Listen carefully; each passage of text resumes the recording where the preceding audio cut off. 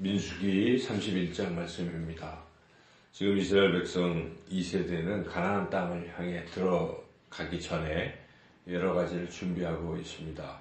그 준비하는 것 중에 중요한 것은 이제 물론 군인들의 수를 계수하는 것도 중요하였지만 또 하나님과의 관계를 어떻게 맺느냐도 굉장히 중요했습니다. 그래서 앞서서 28장, 29장에서는 그 제물을 하나님 앞에 예물을 드리는 것에 대해서 자세히 말씀했습니다. 그리고 어제 30장에서는 하나님과 약속한 것이 있으면 약속을 또 반드시 지키라. 서원한 것. 그래서 서원이라는 것 두 가지죠.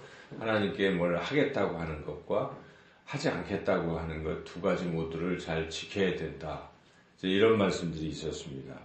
이제 31장에서는 실제로 가나안 땅은 아니지만은 주변에 이스라엘을 유혹하고 괴롭혔던 미디안 족속을 하나님께서 하나님의 원수라고 말씀하시면서 그것을 제거하라고 명령하시고 이스라엘 백성이 그 명령에 따라 미디안 족속을 치는 그런 이야기가 31장에 기록되어 있습니다. 우리가 이 미디안 족속이 어떤 족속인가를 좀 살펴볼 필요가 있는데요. 25장에서 이 미디안 족속은 이스라엘 백성이 범죄하도록 그게 유혹했던 족속입니다. 그래서 그 발람이라는 선지자가 이 자신의 모압을 위해서 저주하려고 했지만 하나님이 막으셔서 축복했던 그 발람이 그 모압 족속과 그 미디안 족속을 시켜가지고 이스라엘을 이렇게 멸망시킬 계책을 가르쳐줬죠. 그것이 여자들로 유혹을 해라 이런 것입니다. 그래서 모압 족속, 미디안 족속의 여자들이 이 이스라엘 백성을 이제 유혹하고 음란한 것을 저지르게 만드는 이런 짓을 한 것이죠. 근데 하나님 보시기에는 극히 안 좋은 것입니다. 그래서 이스라엘 백성이 계속 그렇게 이방 여인들과 그러면 안 되기 때문에 그러한 해를 입혔던 미디안 족속을 하나님께서 원수로 여기시고 그들을 이제 진멸하라고 내 원수를 갚아라 이렇게 말씀하시고 진멸할 것을 명령하셨습니다. 이 명령에 따라서 모세가 이스라엘 지파별로 1000명씩 이렇게 정예군을 뽑아서 12,000명으로 이제 미디안 족속과 전쟁을 치릅니다. 그 전쟁 결과 하나님이 함께 하셔서 이스라엘 백성이 미디안 족속을 이제 진멸한 것이죠. 그런데 여기에 한 가지 이제 문제가 있습니다. 하나님이 원하셨던 것은 이 이스라엘을 유혹했던 미디안 족속의 여자들까지도 다 죽일 것을 하나님이 원하셨던 것이죠.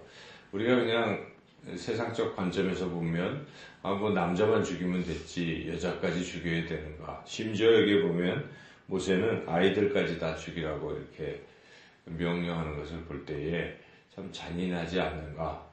그렇게 생각할 수도 있긴 하지만 이것은 우리가 지금 영적인 차원에서 해석을 해야 되겠습니다. 여기서 이 본문이 말씀하시는 것은 그렇게 하나님의 백성에 대적하는 사탄 마귀를 가리킨다고 볼 수가 있겠습니다. 그래서 악한 사탄 마귀가 하나님의 백성들이 죄를 짓도록 자꾸 유혹하는 유혹거리들로 봐야 되는 것이죠. 여기 여인들이라는 부분은. 그러므로 이러한 여인들도 철저히 제거를 해야 된다는 것인데 이스라엘 백성이 그것을 하지 않았습니다. 남겨둔 것이죠. 이에 모세가 화를 냅니다.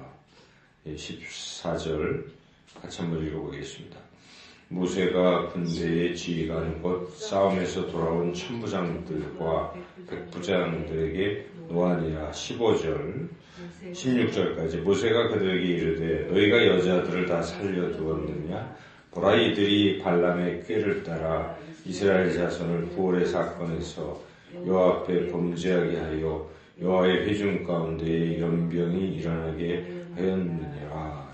이와 같이 이스라엘을 범죄케 했던 원인이 되었다는 것이죠. 그래서 왜 살려뒀냐 하고 모세가 진노하고 이제 다 죽여라, 그런 명령을 내리는 것이죠.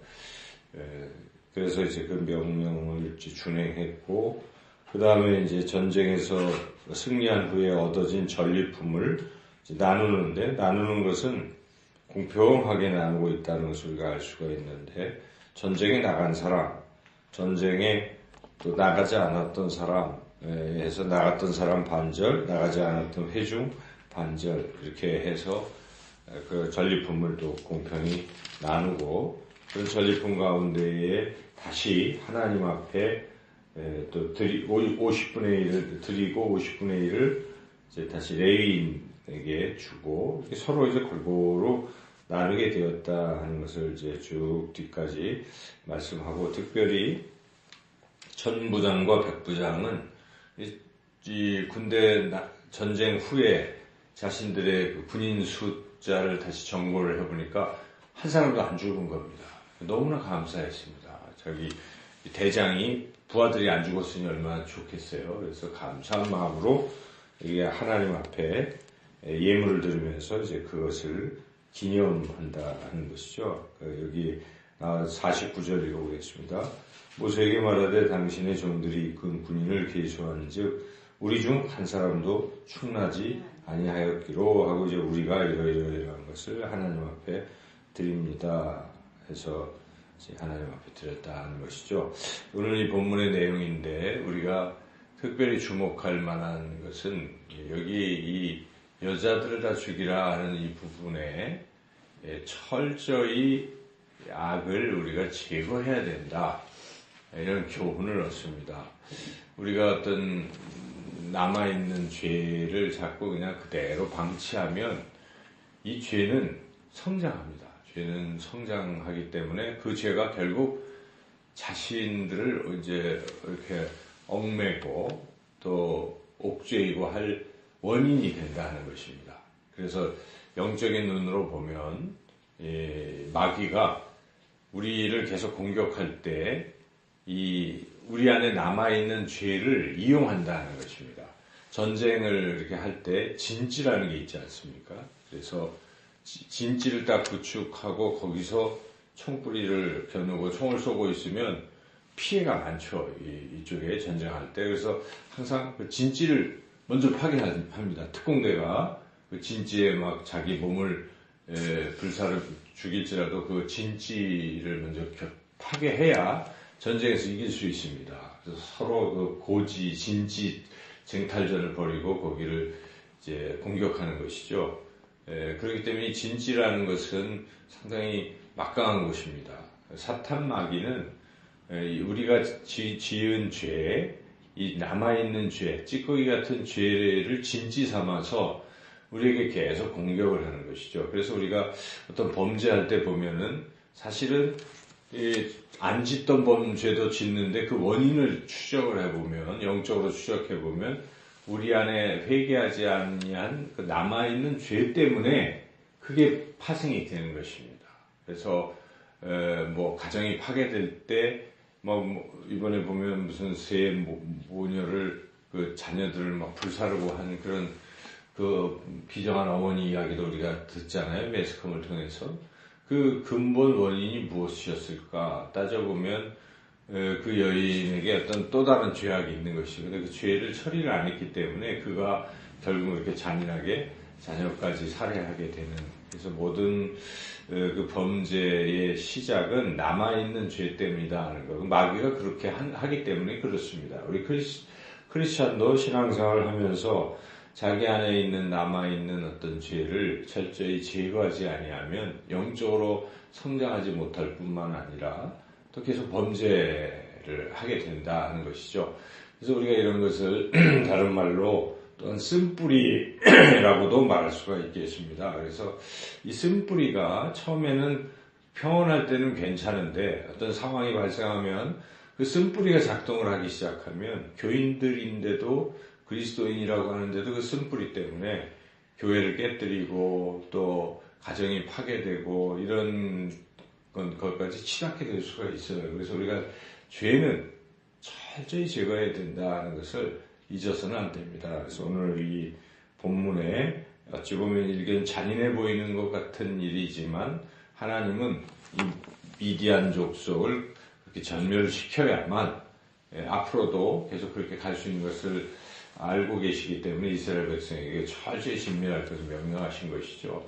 역사적으로 보면 나중에 이 미디안 족속이 진멸이 안 되었기 때문에 우리가 사사시대에 들어가면 미디안 족속이 이스라엘을 공격하는 걸 볼 수가 있습니다.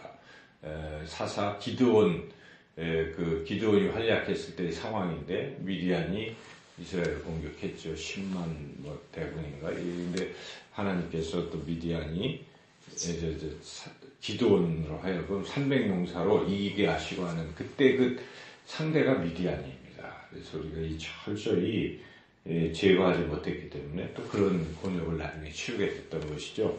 그래서 우리 안에 남아있는 죄를 날마다 우리는 진정으로 돌이켜보고 하나님 앞에 고백하고 죄사함 받고 다시는 그 범죄를 하지 않는 그런 신앙의 삶을 살아야 된다는 교훈을 얻으시고 오늘도 철저히 회개하시고 거룩한 하나님의 자녀로 승리하며 살아가시기를 주님의 이름으로